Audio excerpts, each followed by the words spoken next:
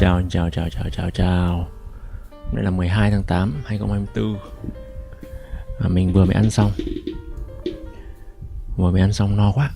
Hôm nay ăn nốt cái không phải nốt mà ăn tiếp tục cái lẩu bò hôm qua mình mua về. Hôm qua lẩu bò 200.000, chính xác là 220.000, thêm 20.000 tiền gọi là váng đậu nữa là 220.000. Mà hôm qua ăn 2 người no lắm rồi. Mình nghĩ hôm nay mình sẽ ăn nốt, nhưng mà hôm nay mình ăn thì vẫn còn một nửa nữa. Có nghĩa là hôm qua ăn hết một nửa, hôm nay ăn hết một nửa của một nửa, và ngày mai còn 1/4 đó. Thì nó điên luôn. 1/200.000 mà ăn cho, tính ra là 1/200.000 mà ăn cho 4 người thì cũng sẽ có thể rẻ được như thế nhỉ? Nhiều.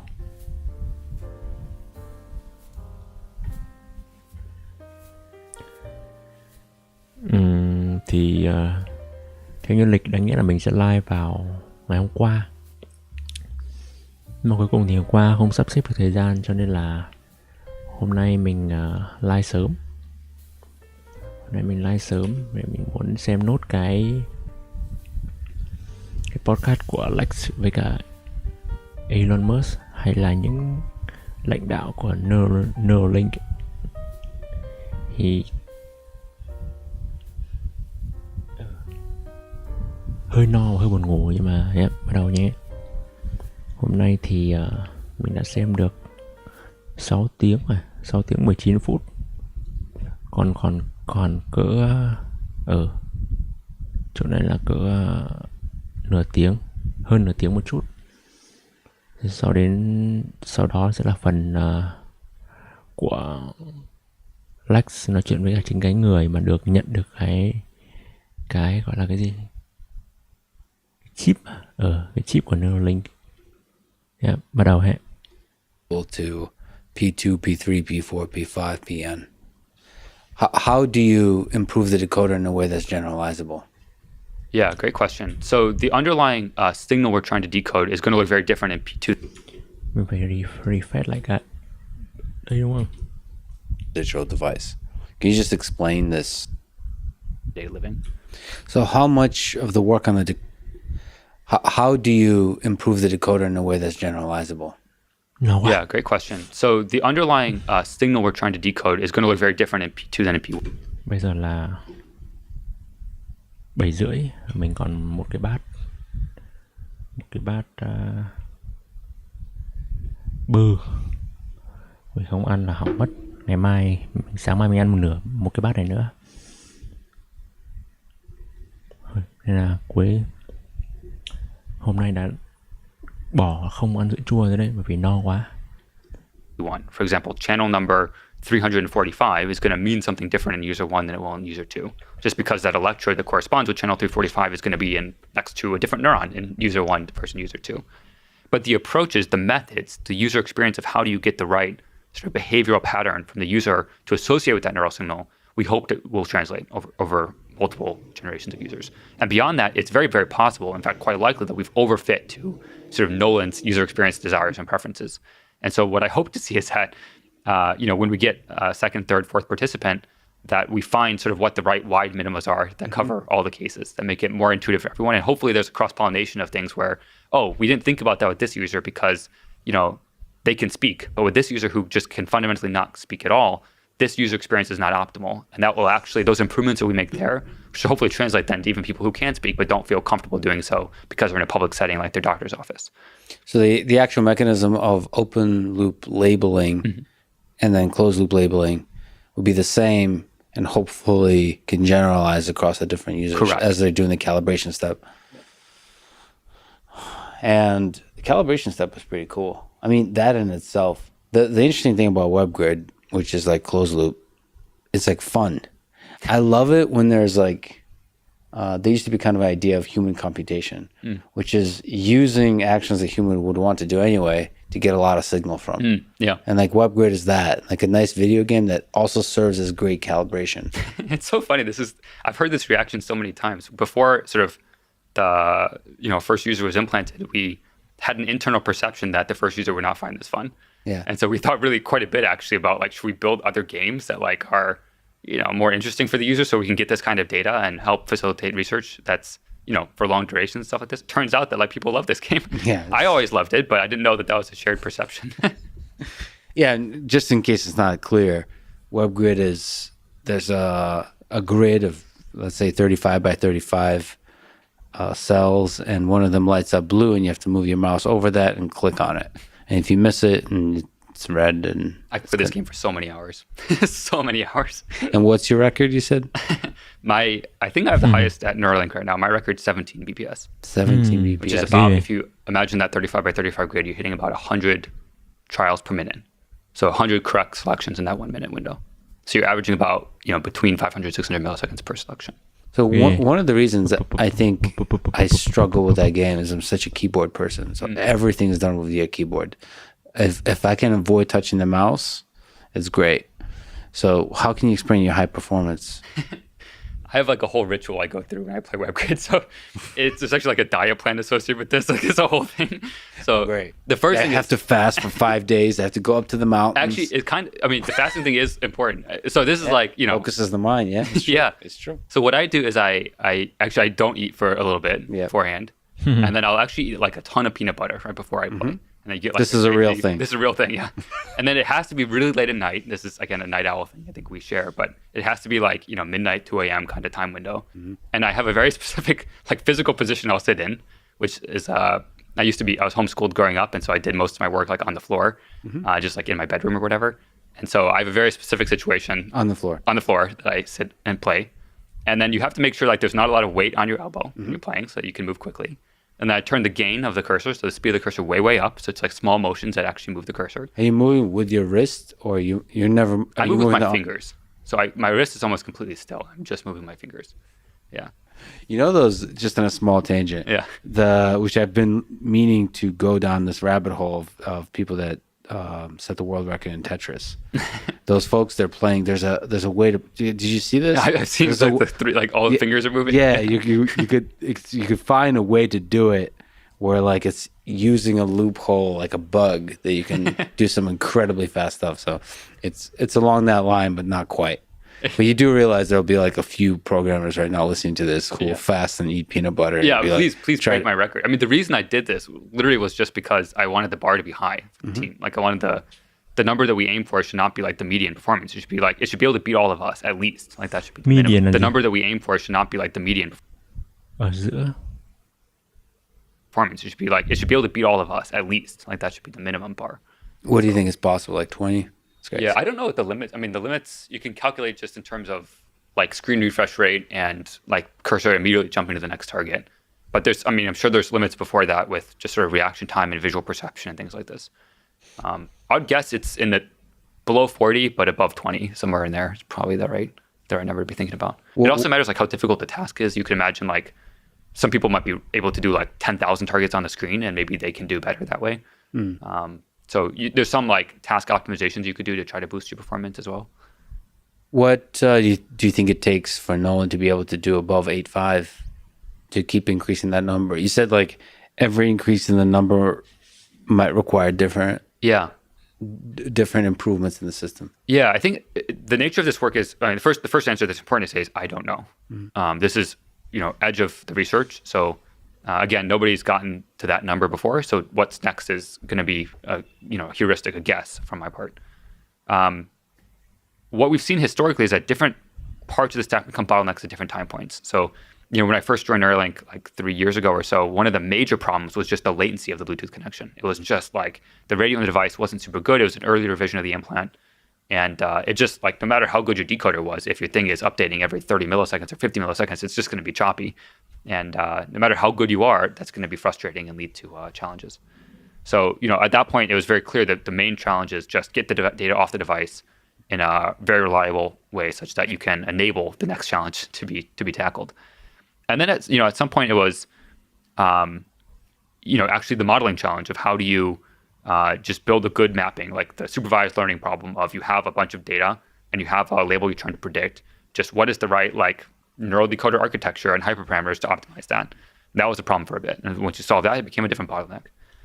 I think the next bottleneck after that was actually just sort of software stability and reliability. If you have widely varying sort of inference latency in your system, or your app just lags out every once in a while, it decreases your ability to maintain and get in a state of flow, and it basically just disrupts your control experience. And so there's a variety of different software bugs and improvements we made that basically increased the performance of the system, made it much more reliable, much more stable, and led to a state where we could reliably collect data to build better models with. So that was a bottleneck for a while. It's just sort of like the software stack itself. If I were to guess right now, there's sort of two major directions you could think about for improving BPS further. The first major direction is labeling. So labeling is, again, this fundamental challenge of given a window of time where the user is expressing some behavioral intent, what are they really trying to do at the granularity of every millisecond? And that, again, is a task design problem. It's a UX problem. It's a machine learning problem. It's a software problem. It sort of touches all those different domains.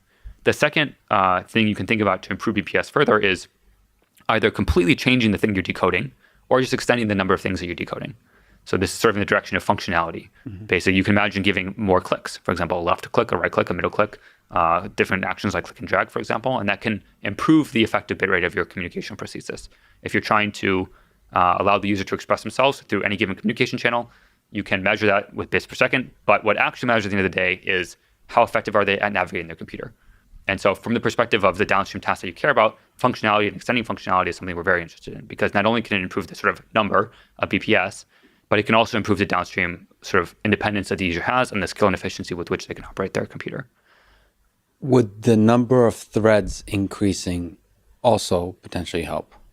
Yes. Short answer is yes. It's a bit nuanced how that curve or how that manifests in the numbers. So what you'll see is that if you sort of plot a curve of number of channels that you're using for decode versus either the offline metric of how good you are at decoding or the online metric of sort of in practice how good is the user at using this device, you see roughly a log curve. So as you move further out in number of channels, you get a corresponding sort of logarithmic improvement in control quality and offline validation metrics.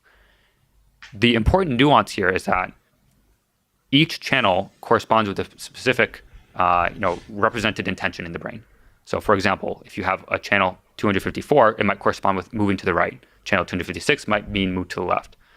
If you want to expand the number of functions you want to control, you really want to have a broader set of channels that covers a broader set of imagined movements. You can think of it like kind of like Mr. Potato Man, actually. Like if you had a bunch of different imagined movements you could do, how would you map those imagined movements to input to a computer? You could imagine, handwriting to output characters on the screen. You could imagine just typing with your fingers and have that output text on the screen. You could imagine different finger modulations for different clicks. You can imagine wiggling your big nose for opening some menu, or wiggling your big toe to have like Command Tab occur or something like this. So it's really the amount of different actions you can take in the world depends on how many channels you have and the information content that they carry. Right, so that's more about the number of actions. So actually, as you increase the number of threads, that's more about increasing the number of actions you're able to perform. One other nuance there that is worth mentioning. So again, our goal is really to enable a user with paralysis to control their computer as fast as I can. So that's BPS, with all the same functionality I have, which is what we just talked about, but then also as reliably as I can. Yeah. And that last point is very related to channel count discussion. So as you scale out number of channels, the relative importance of any particular feature of your model input to the output control of the user diminishes, which means that if the sort of neural non-stationarity effect is per channel, or if the noise is independent such that more channels means on average less output effect, then your reliability of your system will improve. So one sort of core thesis. So what things are you excited about in the future development of the software stack on the Neuralink? So everything we've been talking about, the decoding, the UX. I think there's some I'm excited about, like something I'm excited about from the technology side, and some I'm excited about for understanding how this technology is going to be best situated for entering the world. So I'll work backwards. On the technology entering the world side of things, I'm really excited to understand how this device works for folks that cannot speak at all, that have no ability to sort of bootstrap themselves into useful control by voice command, for example. and are extremely limited in their current capabilities. I think that will be an incredibly useful signal for us to understand, really what is an existential threat for all startups, which is product market fit. Does this device have the capacity and potential to transform people's lives in the current state? And if not, what are the gaps? And if there are gaps, how do we solve them most efficiently? So that's what I'm very excited about for the next sort of year or so of clinical trial operations. On the technology side, I'm quite excited about basically everything we're doing. I think it's going to be awesome. The most prominent one I would say is scaling channel count. So right now we have a 1,000 channel device. The next version will have between 3,000 and 6,000 channels, and I would expect that curve to continue in the future. And it's unclear what set of problems will just disappear completely at that scale, and what set of problems will remain and require further focus. And so I'm excited about the clarity of gradient that gives us in terms of the user experiences we choose to focus our time and resources on, and also in terms of even things as simple as non-stationarity. Like, does that problem just completely go away at that scale? Or do we need to come up with new creative UXs still, even at that point? And also, when we get to that time point, when we start expanding out geometrically the set of functions that you can output from one brain, how to deal with all the nuances of both the user experience of not being able to feel the different keys under your fingertips, but still needing to be able to modulate all of them in synchrony to achieve the thing you want. Mm-hmm. And again, you don't have that proprioceptive feedback loop, so how can you make that intuitive for a user to control a high-dimensional control surface without feeling the thing physically? I think that's going to be a super interesting problem. I'm also quite excited to understand, do these scaling laws continue? Like, as you scale channel count, how much further out do you go before that saturation point is truly hit? And it's not obvious today. I think we only know what's in the sort of interpolation space. We only know what's between 0 and 1,024, but we don't know what's beyond that. And then there's a whole sort of like range of interesting sort of neuroscience and brain questions, which is when you stick more stuff in the brain in more places, you get to learn much more quickly about what those brain regions represent. And so I'm excited about that fundamental neuroscience learning, which is also important for figuring out how to most efficiently insert electrodes in the future. So yeah, I think all those dimensions I'm really, really excited about. And that doesn't even get close to touching the sort of software stack that we work on every single day and what we're working on right now. Yeah, it seems virtually impossible to me that 1,000 electrodes is where it saturates.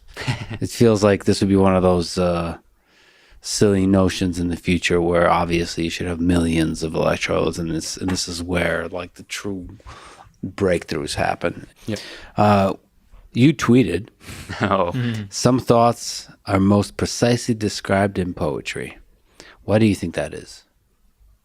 I think it's because the information bottleneck of language is pretty steep, and yet you're able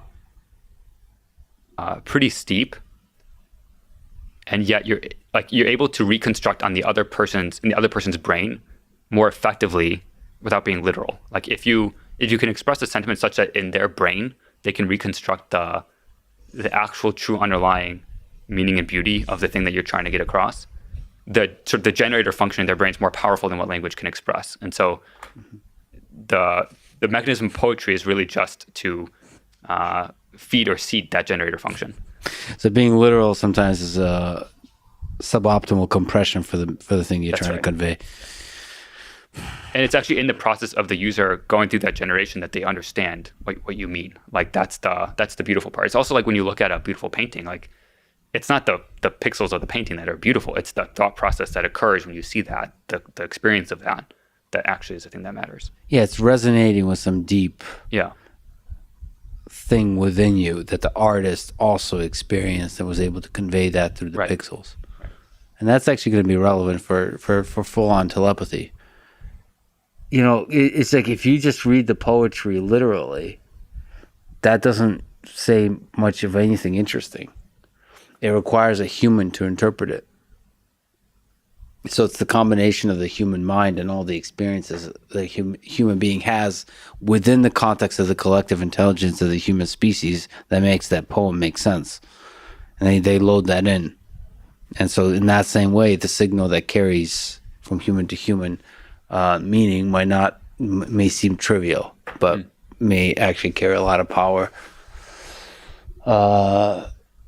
because of the complexity of the human mind on the receiving end.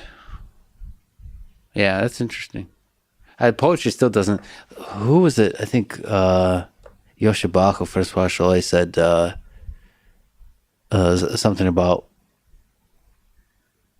all the people that think we've achieved AGI explain why humans like music. Oh yeah.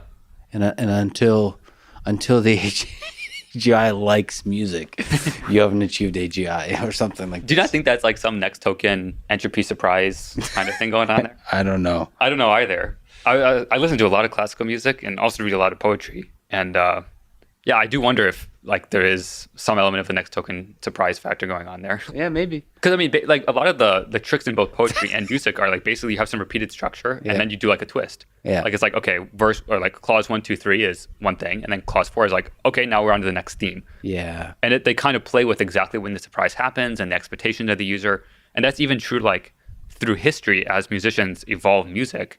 They take like some known structure that people are familiar with and they just tweak it a little bit. Like they tweak it and add a surprising element. This is especially true in classical music heritage. But that's what I'm wondering. Like, is it all just entropy? Like So breaking structure or breaking symmetry is something that humans seem to like. Maybe as simple as that. yeah, and I mean, great artists copy, and they also, knowing which rules to break is the important part.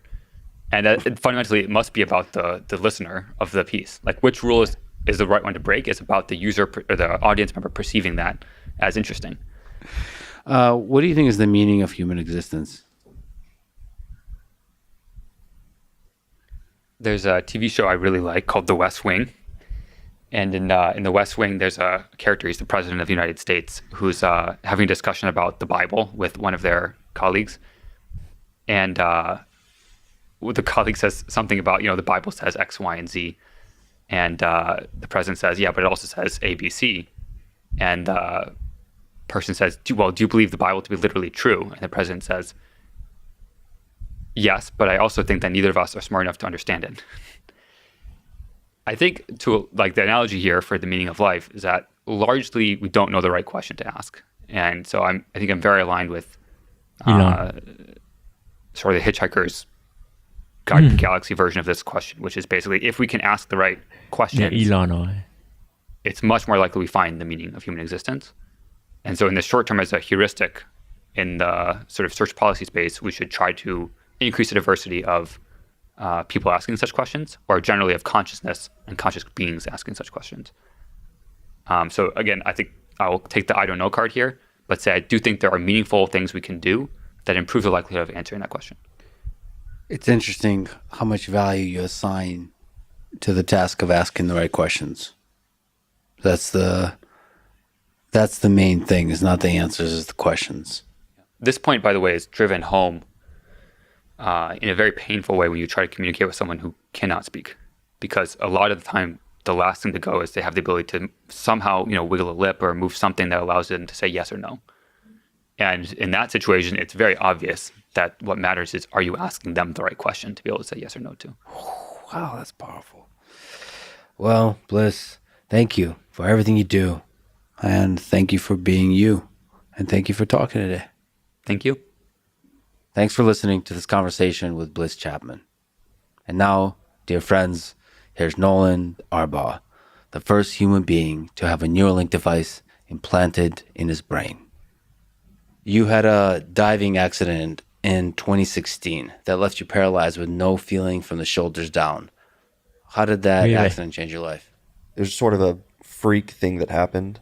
Imagine you're running into the ocean. Although this is a lake, but you're running into the ocean and you get to about waist high, and then you kind of like dive in, take the rest of the plunge under the wave or something. That's what I did. And then I just never came back up. Not sure what happened. Dive in, and you get to about waist high, and then you kind of like dive in, take the rest of the plunge under the wave or something. That's what I did. And then I just never came back up. Not sure what happened. I did it running into the water with a couple of guys. And so my idea of what happened is really just that I took like a stray fish là gì? Fist, elbow, knee, foot, something to the side of my head. The left side of my head was sore for about a month afterwards, so must have taken a pretty big knock. And then they both came up and I didn't. And so I was face down in the water for a while. I was conscious. And then eventually just, realized I couldn't hold my breath any longer. And I keep saying took a big drink. People, I don't know if they like that I say that. It seems like I'm making light of it all, but it's just kind of how I am. And I don't know, like Là chơi một cái game ấy à, kiểu nhịn thở hả? I'm a very relaxed, sort of stress-free person. I rolled with the punches for a lot of this. I kind of took it in stride. It's like, all right, well, what can I do next? How can I improve my life even a little bit on a day-to-day basis at first, just trying to find some way to heal as much of my body as possible, to try to get healed, to try to get off a ventilator, learn as much as I could so I could somehow survive once I left the hospital. And then thank God I had like my family around me.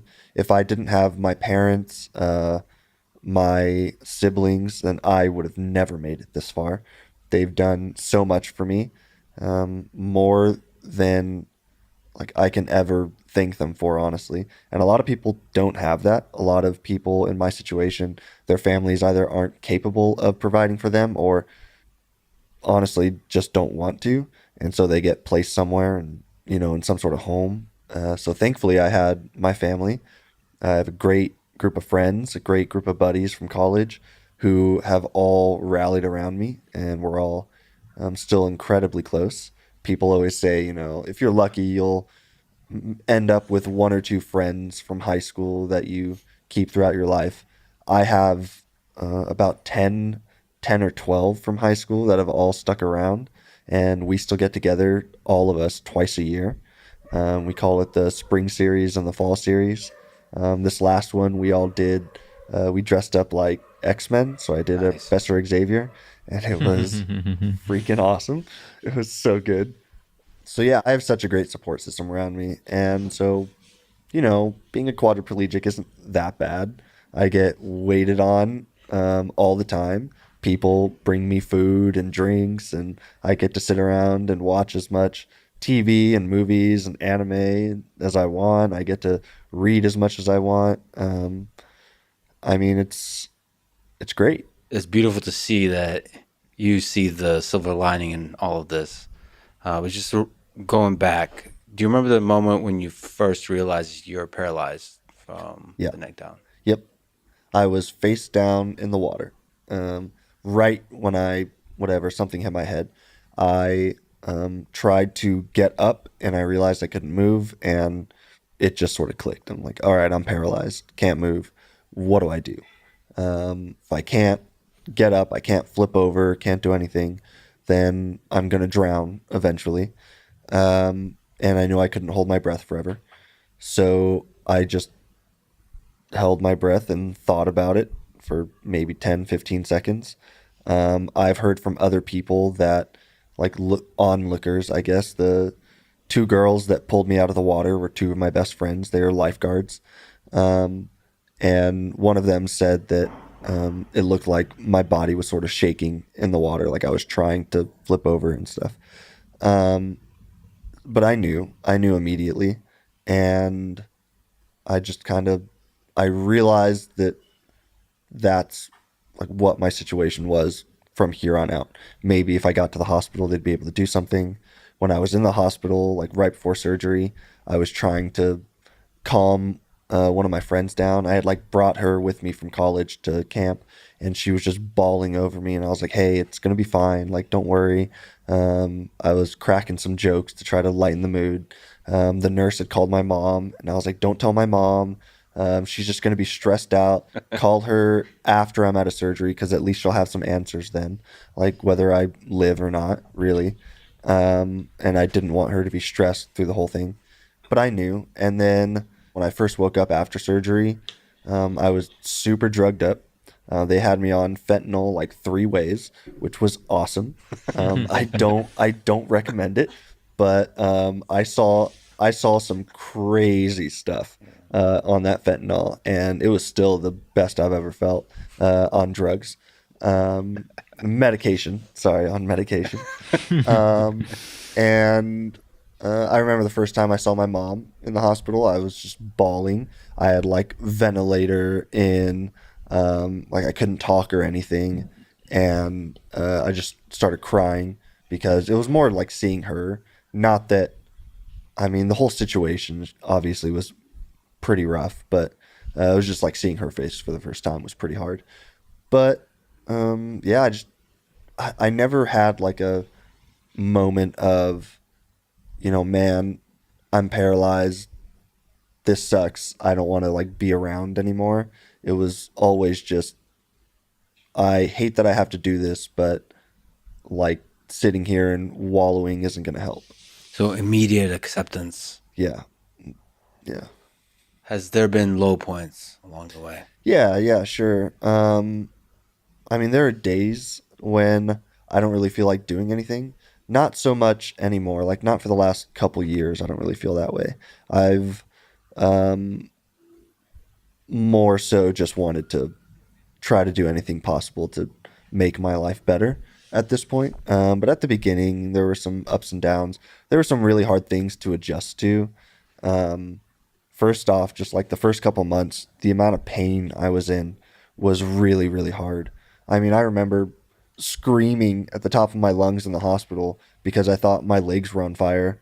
And obviously, I can't feel anything, but it's all nerve pain. And so that was a really hard night. I asked them to give me as much pain meds as possible. They're like, you've had as much as you can have, so just kind of deal with it. Go to a happy place, sort of thing. So that was a pretty low point. And then every now and again, it's hard, like realizing things that I wanted to do in my life that I won't be able to do anymore.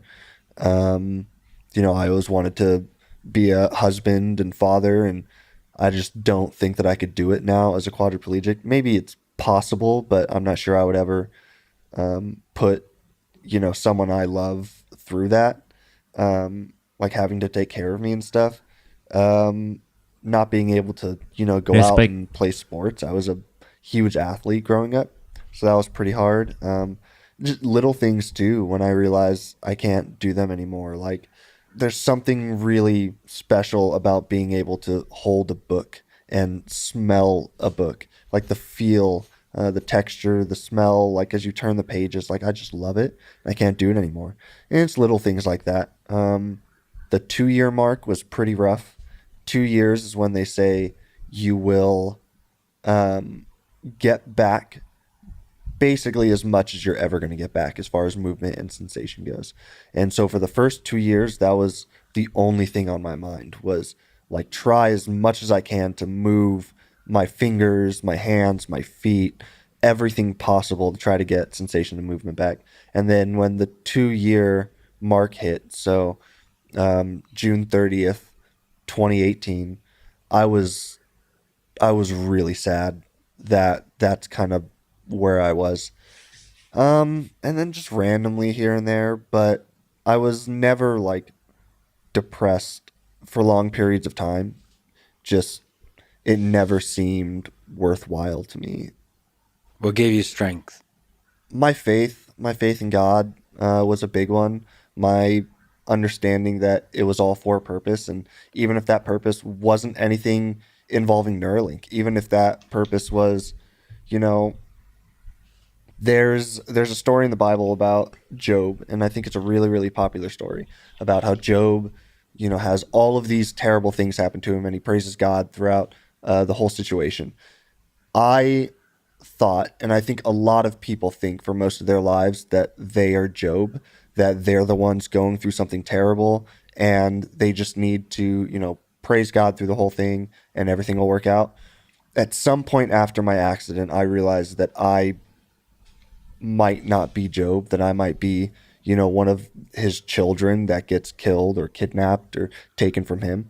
And so it's about terrible things that happen to those around you who you love. So maybe, in this case, my mom would be Job, and she has to get through something extraordinarily hard. And I just need to try and make it as best as possible for her, because she's the one that's really going through this massive trial. And that gave me a lot of strength. And obviously my family. My family and my friends, they give me all the strength that I need on a day-to-day basis. So it makes things a lot easier having that great support system around me. From everything I've seen of you online, your streams, and the way you are today, I really admire, let's say, your unwavering positive outlook on life. Has that always been this way? Yeah, yeah. I've just always thought I could do anything I ever wanted to do. There was never anything too big. Like whatever I set my mind to, I felt like I could do it. I didn't want to do a lot. I wanted to like travel around and be sort of like a gypsy and like go work odd jobs. I had this dream of traveling around Europe and being like, I don't know, a shepherd in like Wales or Ireland, and then going and being a fisherman in Italy, doing all of these things for like a year. Like it's such like cliche things, but I just thought it would be so much fun to go and travel and do different things. And so I've always just seen the best in people around me too. And I've always tried to be good to people. And growing up with my mom too, she's like the most positive, energetic person in the world. And we're all just people. Like, I just get along great with people. I really enjoy meeting new people. And so I just wanted to do everything. This is just kind of just how I've been. It's just great to see that cynicism didn't take over, given everything you've been through. Yeah. That's was that like a deliberate choice you made, that you're not gonna let this keep you down? Yeah, a bit. Also, like it's just kind of how I am. I just, like I said, I roll with the punches with everything. I always used to tell people, like, I don't stress about things much.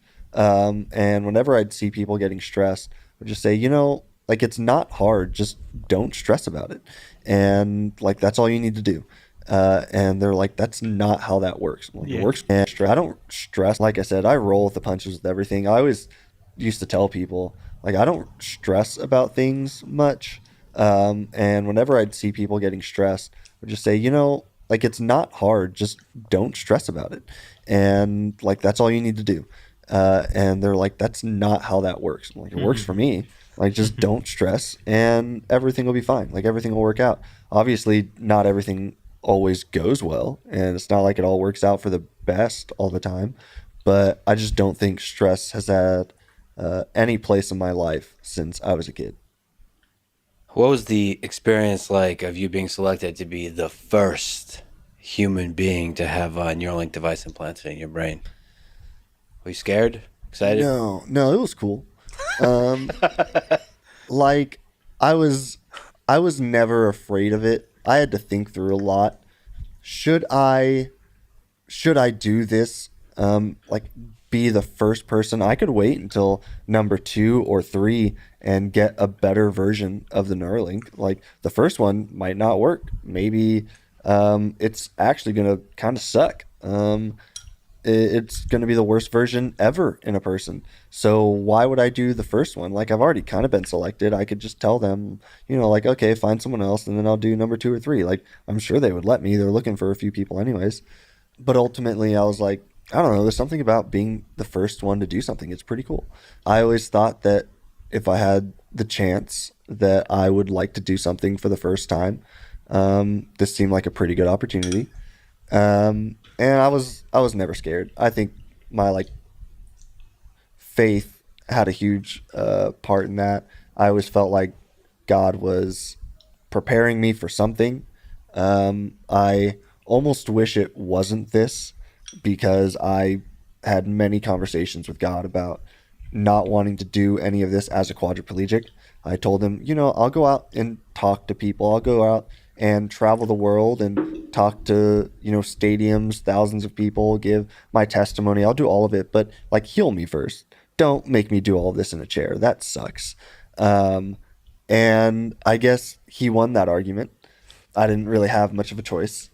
I always felt like there was something going on. And to see how, I guess, easily I made it through the interview process and how quickly everything happened, how the stars sort of aligned with all of this, it just told me, like, as the surgery was getting closer, it just told me that, you know, it was all meant to happen. It was all meant to be.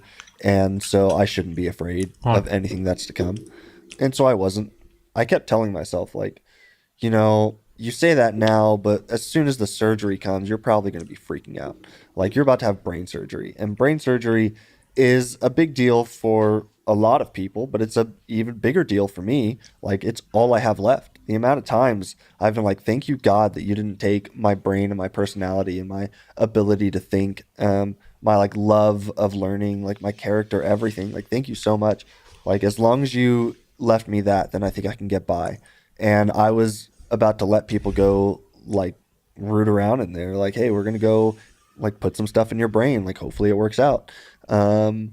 And so it was something that gave me pause. But like I said, how smoothly everything went, I never expected for a second that anything would go wrong. Plus, everything went. Anh trai vừa nãy lúc nào mặc áo len nhỉ? I Áo len never đen. expected for a second that anything would go wrong. Plus, the more people I met on the Barrows side and on the Neuralink side, they're just the most impressive people in the world. Like, I can't speak enough to how much I trust these people with my life and how impressed I am with all of them. And to see the excitement on their faces, to like walk into a room and roll into a room and see all of these people looking at me like, we're so excited. Like, we've been working so hard on this and it's finally happening. It's super infectious. And it just makes me want to do it even more and to help them achieve their dreams. Like, I don't know, it's so rewarding, and I'm so happy for all of them, honestly. What was the day of surgery like? When did you wake up? What did you feel Yeah. minute by Buổi minute? sáng mà. Yeah. Were you freaking out? No. I thought I was going to, but as surgery approached the night before, the morning of, I was just excited. Like, I was like, let's make this happen. I think I said that, something like that to Elon on the phone. Beforehand, we were like FaceTiming, and I was like, let's rock and roll. And he's like, let's do it. I don't know. I wasn't scared. So we woke up. I think we had to be at the hospital at like 5:30 a.m. I think surgery was at like 7 a.m. So we woke up pretty early. I'm not sure much of us slept that night. Got to the hospital 5:30, went through like all the pre-op stuff. Everyone was super nice. Elon was supposed to be there in the morning, but something went wrong with his plane, so we ended up FaceTiming. That was cool. Had one of the greatest one-liners of my life after that phone call. Hung up with him. There were like 20 people around me, and I was like, I just hope he wasn't too starstruck talking to me. Nice. And yeah, Well it was done. good. Well done. Yeah. Did you write that ahead of time? No, or it just no, came it to just came to me. I was like, this seems right, you know? Went into surgery. I asked if I could pray right beforehand, so I like prayed over the room. I asked God if he would like be with my mom in case anything happened to me, and just to like calm her nerves out there. Woke up, played a bit of a prank on my mom. I don't know if you've heard about it. Yeah, I read about it. Yeah, she was not happy. Can you take me through the prank? And, Yeah, this is do something. you regret doing that now? No, Was it- no, not one bit. It was something I had talked about ahead of time with my buddy Bane. I was like, I would really like to play a prank on my mom. Very specifically my mom. She's very gullible. I think she had knee surgery once even, and after she came out of knee surgery, she was super groggy. She's like, I can't feel my legs. And my dad looked at her. He was like, you don't have any legs. Like they had to amputate both your legs. Oh, and we just do very mean things to her all the time. Yes. I'm so surprised that she still loves us. But right after surgery, I was really worried that I was going to be too like groggy, like not all there. I had anesthesia once before, and it messed me up. Like I could not function for a while afterwards, and I like said a lot of things that I was really worried that I was gonna start, I don't know, like dropping some bombs, and I wouldn't even know, I wouldn't remember. So I was like, please God, don't let that happen, and please let me be there enough to do this to my mom. And so she walked in after surgery. It was like the first time they had been able to see me after surgery, and she just looked at me. She said, "Hi, like, how are you? How are you doing? How do you feel?" And I looked at her, and just this very, I think the anesthesia helped, very like groggy, sort of confused look on my face. It's like, who are you? And she just started looking around the room, like at the surgeons, at the doctors, like, what did you do to my son? Like, you need to fix this right now. Tears started streaming. I saw how much she was freaking out. I was like, I can't let this go on. And so I was like, Mom, I'm fine. Like, it's all right. And still, she was not happy about it. She still says she's going to get me back someday, but I mean, I don't know. I don't know what that's going to look like. It's a lifelong battle. Yeah. Yeah. But it was good. In some sense, it was a demonstration that you still got. That's all I wanted it sense to of be. humor. That's all I wanted it to be. And I knew that doing something super mean to her like that would show her. Actually, a way Yeah. to show that you're still there, that you love her. Yeah, exactly. It's a Exactly. dark way to do it, but I love it. Yeah. What was the first time you were able to feel that you can use the Neuralink device to affect the world around you? Yeah. The first little taste I got of it was actually not too long after surgery. Some of the Neuralink team had brought in like a little iPad, a little tablet screen, and they had put up 8 different channels and that were recording some of my neuron spikes. And they put it in front of me. They're like, this is like real time, your brain firing. I was like, that's super cool. My first thought was, I mean, if they're firing now, let's see if I can affect them in some way. So I started trying to like wiggle my fingers, and I just started like scanning through the channels. And one of the things I was doing was like moving my index finger up and down. And I just saw this yellow spike on like top row, like 3rd box over or something. I saw this yellow spike every time I did it. And I was like, oh, that's cool. And everyone around me was just like, what are you seeing? I was like, look at this one. Look at like this top row, 3rd box over, this yellow spike. Like, that's me right there. And everyone was freaking out. They started like clapping. Mm-hmm. I was like, that's super unnecessary. Like, this is awesome, what's man. supposed to happen, right? Like, So you're imagining yourself moving each individual finger one at a time, Yeah. and then seeing like that you can notice something, and then when Just- you did the index finger, you're like, oh, yeah, Cool. I was wiggling kind of all of my fingers to see if anything would happen. There was a lot of other things going on, but that big yellow spike was the one that stood out to me. Like, I'm sure that if I would have stared at it long enough, I could have mapped out maybe 100 different things, but the big yellow spike was the one that I noticed. maybe you could speak to what it's like to sort of wiggle your fingers, to like to imagine that the mental, the cognitive effort required to sort of wiggle your index finger, for example. How easy is that to do? Pretty easy for me. It's something that at the very beginning after my accident, they told me to try and move my body as much as possible, even if, you can't. Just keep trying, because that's going to create new like neural pathways or pathways in my spinal cord to like reconnect these things, to hopefully regain some movement someday. That's fascinating. Yeah, I know it's bizarre, but So that's part of the recovery process, is to is. keep trying to move your body, yep. and every that's day as much as you can. And the nervous system does its thing. It Yeah. starts reconnecting. It'll start reconnecting. For some people. Some people it never works. Some people they'll do it. Like for me, I got some bicep control back, and that's about it. I can, if I try enough, I can wiggle some of my fingers. Not like on command. It's more like if I try to move, say, my right pinky, and I just keep trying to move it, after a few seconds, it'll wiggle. So I know there's stuff there.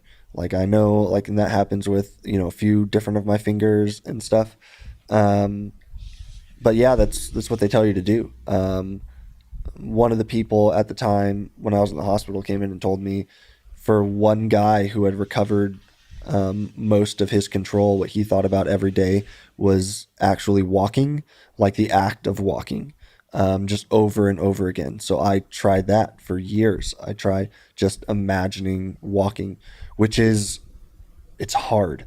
It's hard to imagine like all of the steps that go into, well, taking a step, like all of the things that have to move, like all of the activations that have to happen along your leg in order for one step to occur. But you're not just imagining, you're like doing it, right? I'm trying, yeah. Right. So it's like, it's imagining over again what I had to do to take a step, because it's not something any of us think about. We just, you want to walk and you take a step.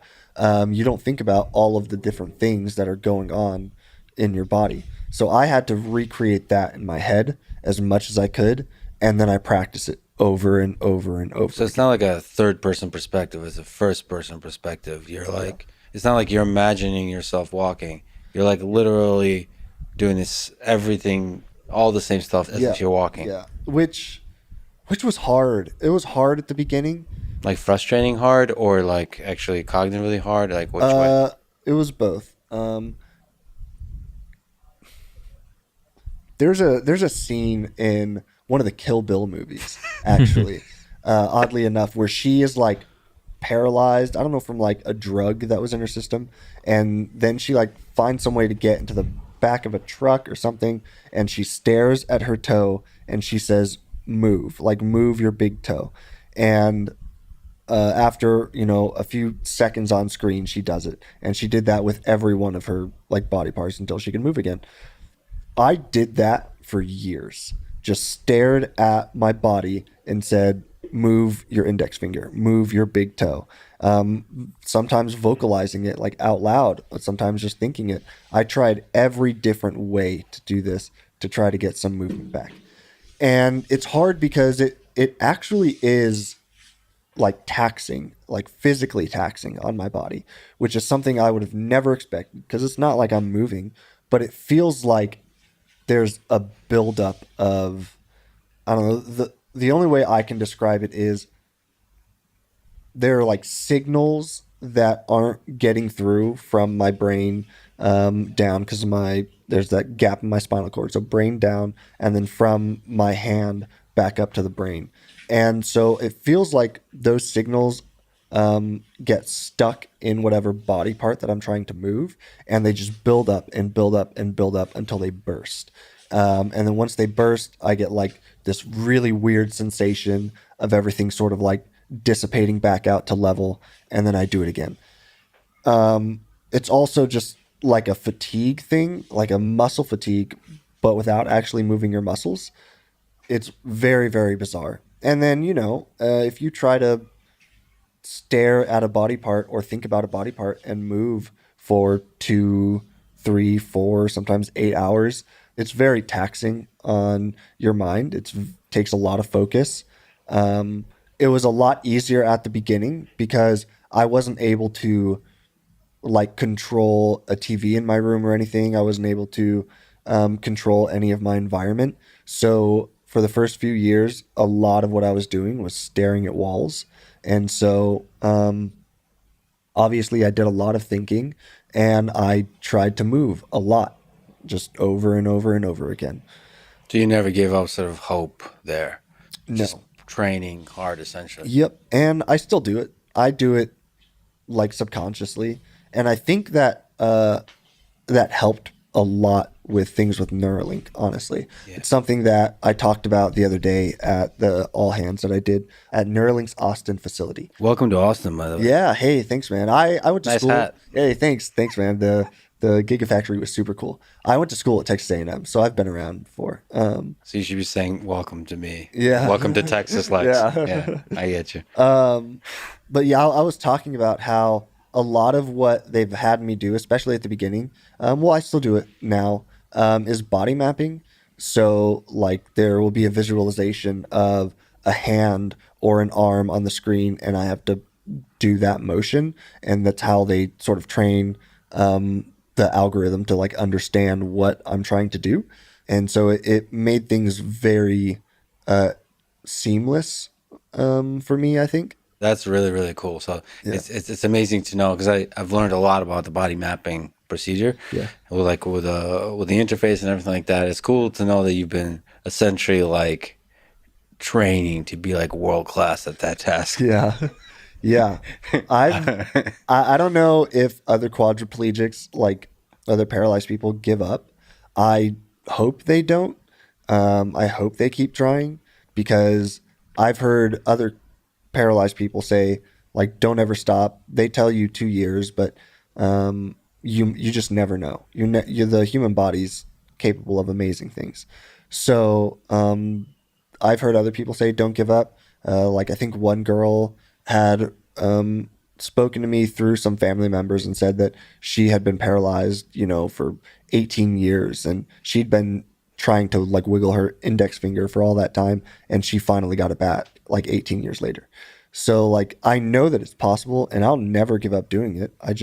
I do it when I'm lying down, like watching TV. I'll find myself doing it kind of just almost like on its own. It's just something I've gotten so used to doing that I don't know. I don't think I'll ever stop. That's really awesome to hear, because I think it's one of those things that can really pay off in the long term. Because like, it is training. You're not visibly seeing the results of that training at the moment, but like, there's that like Olympic level nervous system getting ready for something. Honestly was like something that I think Neuralink gave me that I can't thank them enough for. Like, I can't show my appreciation for it enough, was being able to visually see that what I'm doing is actually having some effect. It's a huge part of the reason why, like, I know now that I'm going to keep doing it forever. Because before Neuralink, I was doing it every day, and I was just assuming that things were happening. Like, it's not like I knew. I wasn't getting back any mobility or sensation or anything. So I could have been running up against a brick wall for all I knew. And with Neuralink, I get to see like all the signals happening real time. And I get to see that, what I'm doing can actually be mapped. When we started doing like click calibrations and stuff, when I go to click my index finger for a left click, that it actually recognizes that. Like, it changed how I think about what's possible with like retraining my body to move. And so yeah, I'll never give up now. And also just the signal that there's still a powerhouse of a brain there that's like, exactly. And as the technology develops, that brain is, that's the most important thing about the human body, is the brain, and it can do a lot of the control. So what did it feel like when you first could wiggle the index finger and saw the environment respond, like that little thing where everybody was being way too dramatic, according to you? Yeah, it was very cool. It was cool, but I keep telling this to people, it made sense to me. Like, it made sense that, like, there are signals still happening in my brain, and that as long as you had something near it that could measure those, that could record those, then you should be able to like visualize it in some way, like see it happen. And so that was not very surprising to me. I was just like, oh, cool. Like, we found one, like we found something that works. It was cool to see that their technology worked, and that everything that they'd worked so hard for was like going to pay off. But I hadn't like moved a cursor or anything at that point. I had like interacted with a computer or anything at that point. So it just made sense. It was cool. Like I didn't really know much about BCI at that point either. So I didn't know like what sort of step this was actually making. Like, I didn't know if this was like a huge deal, or if this was just like, okay, this is, it's cool that we got this far, but we're actually hoping for something like much better down the road. It's like, okay, I just thought that they knew that it turned on. So I was like, cool. Like, this is cool. Well, did you like read up on the specs of the hardware you get installed, like the number of threads? Yeah, I knew all of that, but it's all Greek to me. And I was like, okay, threads, 64 threads, 16 electrodes, 1024 channels. Okay, like that math checks out. Sounds right. Yeah, When was the first time you were able to move a mouse cursor? I know it must have been within the first maybe week or 2 weeks that I was able to like first move the cursor. And again, like it kind of made sense to me. Like it didn't seem like that big of a deal. Like it was like, okay, well, how do I explain this? When everyone around you starts clapping for something that you've done, Yeah. it's easy to say, okay, like I did something cool. Like that was impressive in some way. What exactly that meant, what it was, hadn't really like set in for me. So again, I knew that me trying to move a body part, and then that being mapped in some sort of like machine learning algorithm to be able to identify like my brain signals and then take that and give me cursor control. That all kind of made sense to me. I don't know like all the ins and outs of it, but I was like, there's still signals in my brain firing. They just can't get through because there's like a gap in my spinal cord, and so they can't get all the way down and back up, but they're still there. So when I moved the cursor for the first time, I was like, that's cool, but I expected that should happen. Like it made sense to me. When I moved the cursor for the first time, with just my mind without like physically trying to move. So I guess I can get into that just a little bit, like the difference between attempted movement and imagined movement. Yeah, that's a fascinating difference. Yeah. Speak from one to the other. Yeah. So like attempted movement is me physically trying to attempt to move, say, my hand. I try to attempt to move my hand to the right, to the left, forward, and back. And that's all attempted. Attempt to, like lift my finger up and down, attempt to kick or something.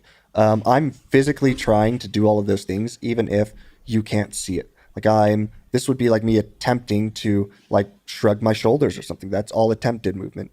That's what I was doing for the first couple of weeks when they were going to give me cursor control. When I was doing body mapping, it was attempt to do this, attempt to do that. When Near was telling me to like imagine doing it, it like kind of made sense to me, but it's not something that people practice.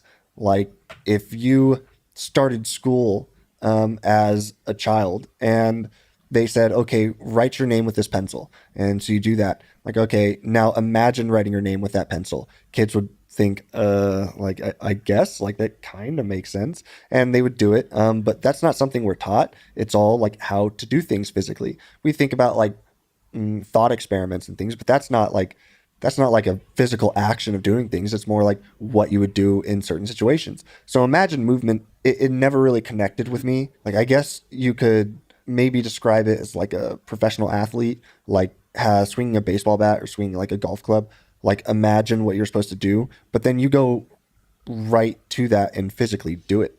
Like then you get a bat in your hand and then you do what you've been imagining. And so I don't have that like connection. So telling me to imagine something versus attempting it, there wasn't a lot that I could do there mentally. I just kind of had to accept what was going on and try.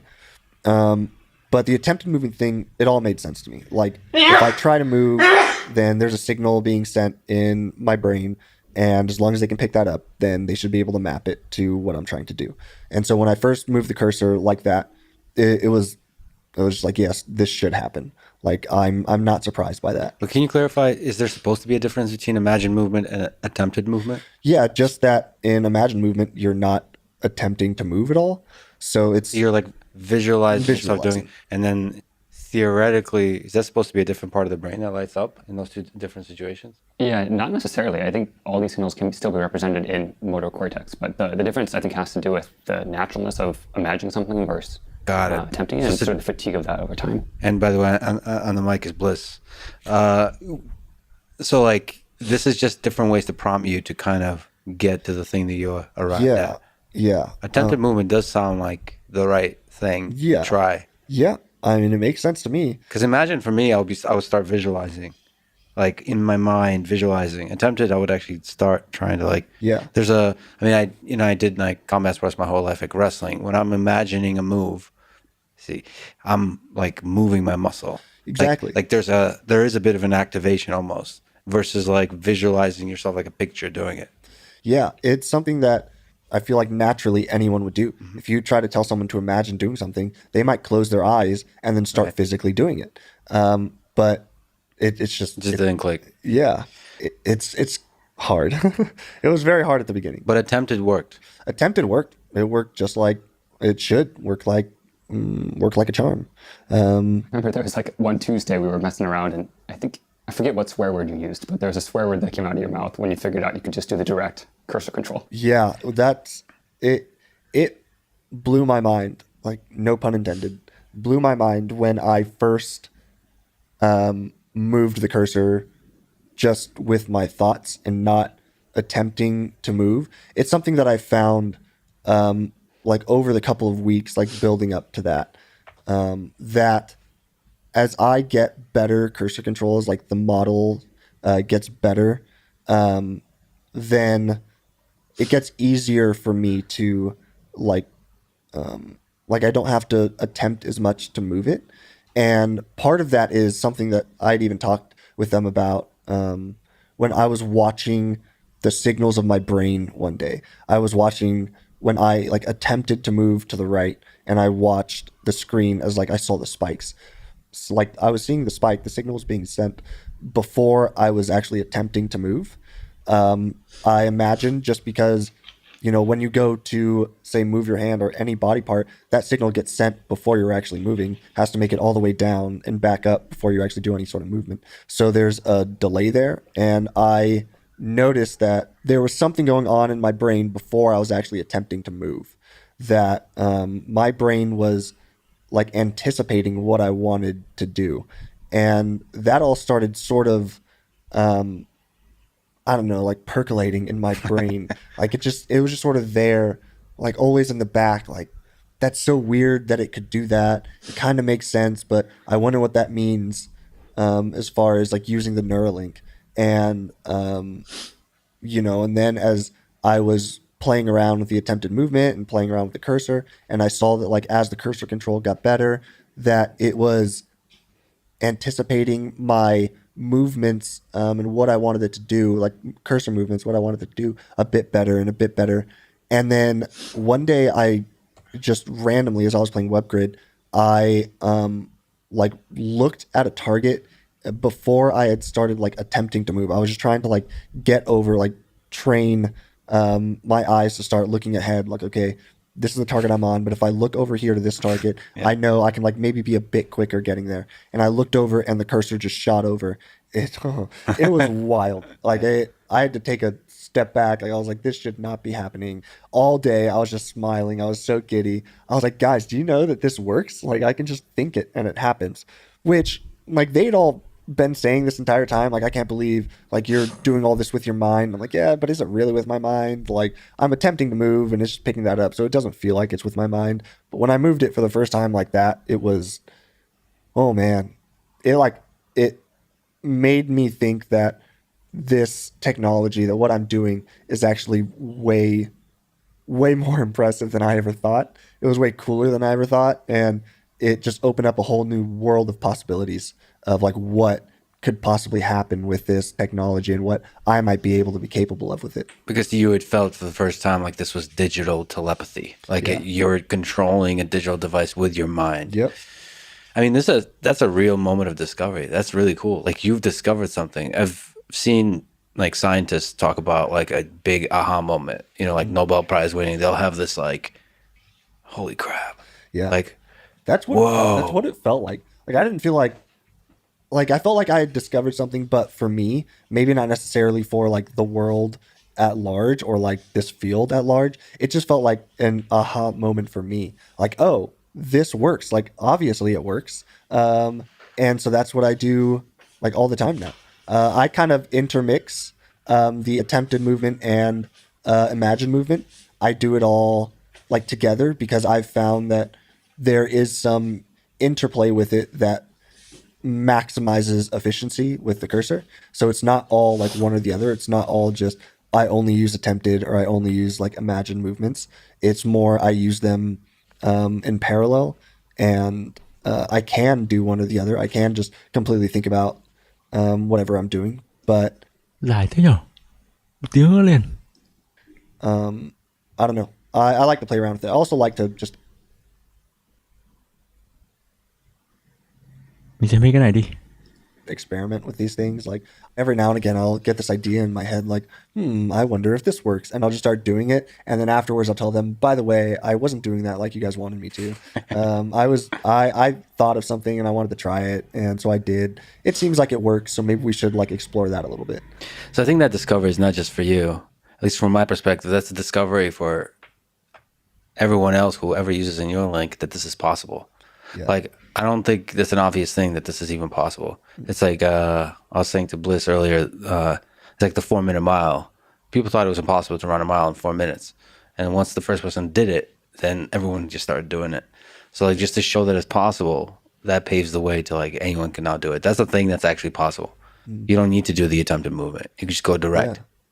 That's crazy. It is crazy. It is crazy. Yeah.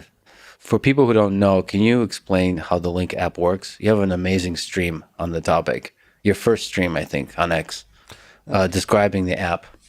Can you just describe how it works? Yeah, so it's just an app that Neuralink created to help me interact with a computer. So on the Link app, there are a few different settings and different modes and things I can do on it. So there's like the body mapping, which we kind of touched on. There's a calibration. Calibration is how I actually get cursor control. So calibrating what's going on in my brain to translate that into cursor control. So it will pop out models. What they use, I think, is like times. So it would be, 5 minutes in calibration will give me so good of a model. And then if I'm in it for 10 minutes and 15 minutes, the models will progressively get better. And so, the longer I'm in it, generally, the better the models will get. That's really cool, because you often refer to the models. Yeah. So the model is the thing that's constructed once you go through the calibration step. Yeah. And then you also talked about sometimes you'll play like a really difficult game like Snake just to see how good the model is. Yeah. So Snake is kind of like my litmus test for models. If I can control Snake decently well, then I know I have a pretty good model. So yeah, the Link app has all of those. It has WebGrid in it now. It's also how I like connect to the computer just in general. So they've given me a lot of like voice controls with it at this point. So I can, say like connect or implant disconnect. And as long as I have that charger handy, then I can connect to it. So the charger is also how I connect to the Link app, to connect to the computer. I have to have the implant charger over my head when I want to connect to have it wake up, because the implant's in hibernation mode, like always when I'm not using it. I think there's a setting to like wake it up every, so long. So we could set it to half an hour or 5 hours or something if I just want it to wake up periodically. So yeah, I'll like connect to the Link app and then go through all sorts of things, calibration for the day, maybe body mapping. I made them give me like a little homework tab because I am very forgetful and I forget to do things a lot. So I have like a lot of data collection things that they want me to do. Is the body mapping part of the data collection, or is that also part of the calibration? Yeah, it is. It's something that they want me to do daily, which I've been slacking on because I've been doing so much media and traveling and so much.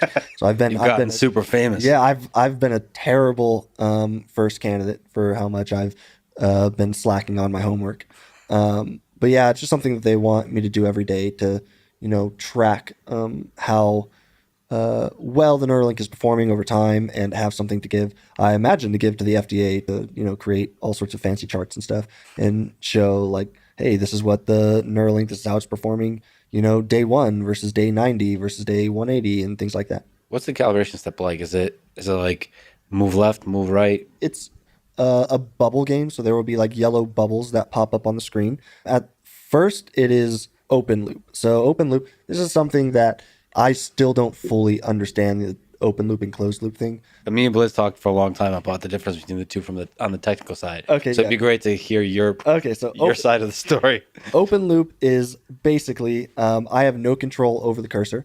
The cursor will be moving on its own across the screen, and I am following by intention the cursor to different bubbles, and then the algorithm is training off of what like the signals it's getting are as I'm doing this. There are a couple different ways that they've done it. They call it center out target. So there will be a bubble in the middle and then 8 bubbles around that. And the cursor will go from the middle to one side. So say middle to left, back to middle to up to middle, like up right. And they'll do that all the way around the circle. And I will follow that cursor the whole time. And then it will train off of my intentions what it is expecting my intentions to be throughout the whole process. Can you actually speak to when you say follow? Yes. You don't mean with your eyes, you mean with your intentions. Yeah. So generally for calibration, I'm doing attempted movements because I think it works better. I think the better models as I progress through calibration make it easier to use imagine movements. Wait. So calibrated on attempted movement will create a model that makes it really effective for you to then use the force. Yes. I've tried doing calibration with imagined movement, and it just doesn't work as well for some reason. So that was the center out targets. There's also one where, a random target will pop up on the screen and it's the same. I just like move. I follow along with wherever the cursor is to that target all across the screen. I've tried those with imagined movement, and for some reason the models just don't they don't give as high level as quality when we get into closed loop. I haven't played around with it a ton, so maybe like the different ways that we're doing calibration now might make it a bit better. But what I've found is there will be a point in calibration where I can use imagined movement. Before that point, it doesn't really work. So if I do calibration for 45 minutes, the first 15 minutes, I can't use imagined movement. It just like doesn't work for some reason. And after a certain point, I can just sort of feel it. I can tell it moves different. That's the best way I can describe it. Like it's almost as if it is anticipating what I am going to do again before I go to do it. And so using attempted movement for 15 minutes, at some point I can kind of tell when I like move my eyes to the next target that the cursor is starting to like pick up. Like it's starting to understand, it's learning like what I'm going to do. So first of all, it's really cool that, you are a true pioneer in all of this. You're like exploring how to do every aspect of this most effectively. And there's just, I imagine so many lessons learned from this. So thank you for being a pioneer in all these kinds of different, like super technical ways. And it's also cool to hear that there's like a different like feeling to the experience when it's calibrated in different ways.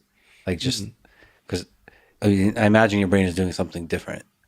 And that's why there's a different feeling to it. And then trying to find the words and the measurements to those feelings would be also interesting. But at the end of the day, you can also measure your actual performance on whether it's Snake or WebGrid.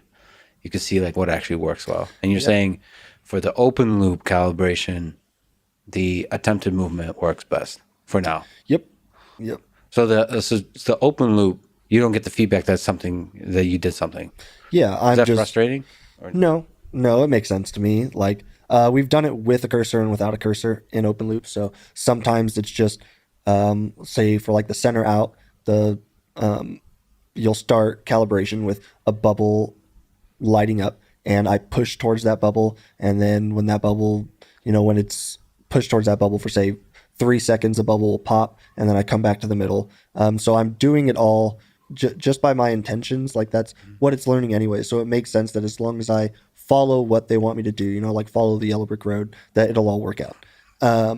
You're full of great references. Is the bubble game fun? Like, yeah, they always feel so bad making me do calibration. Like, we're about to do, a 40-minute calibration. I'm like, all right, do you guys want to do 2 of them? Like I'm always asking to like whatever they need, I'm more than happy to do. And it's not bad. Like I get to lie there and, or sit in my chair and like do these things with some great people. I get to have great conversations. I can give them feedback. I can talk about all sorts of things. I could throw something on my TV in the background and kind of like split my attention between them. Like it's not bad at all. I don't. Is there a mind score that you get? Like, can you do better on the bubble game? No, I would love that. I would love, yeah. I would Writing love down a- suggestions That's- from Nolan. that's Make it more fun, gamified. yeah, that's one thing that I really, really enjoy about WebGrid is because I'm so competitive.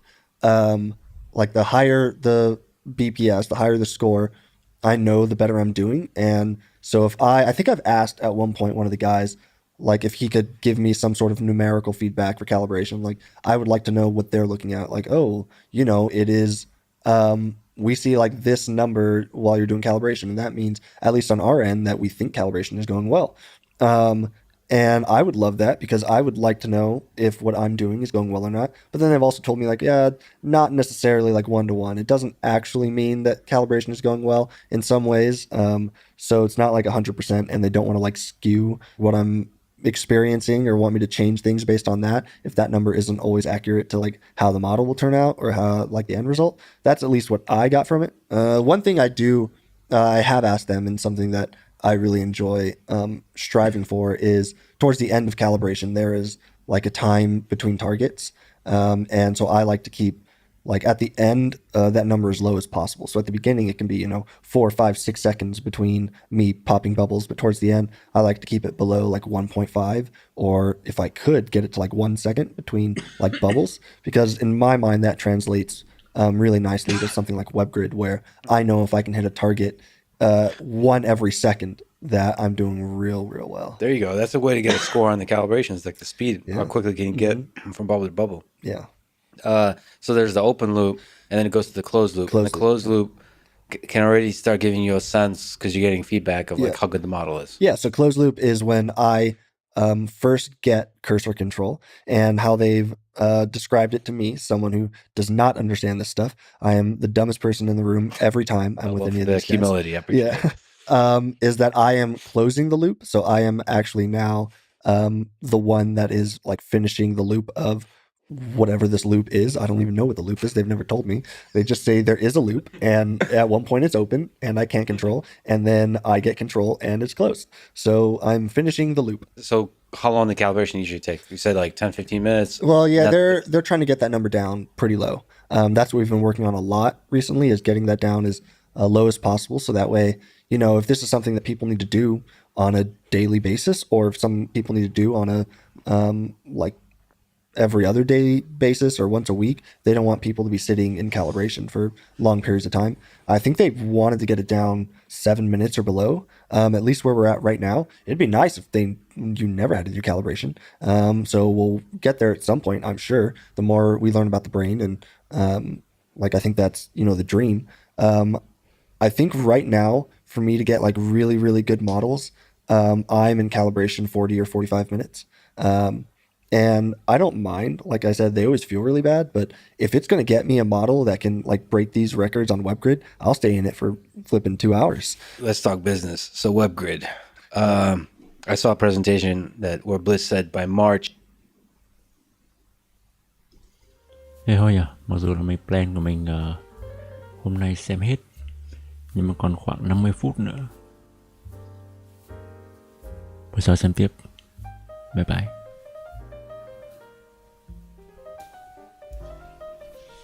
Ý ồ.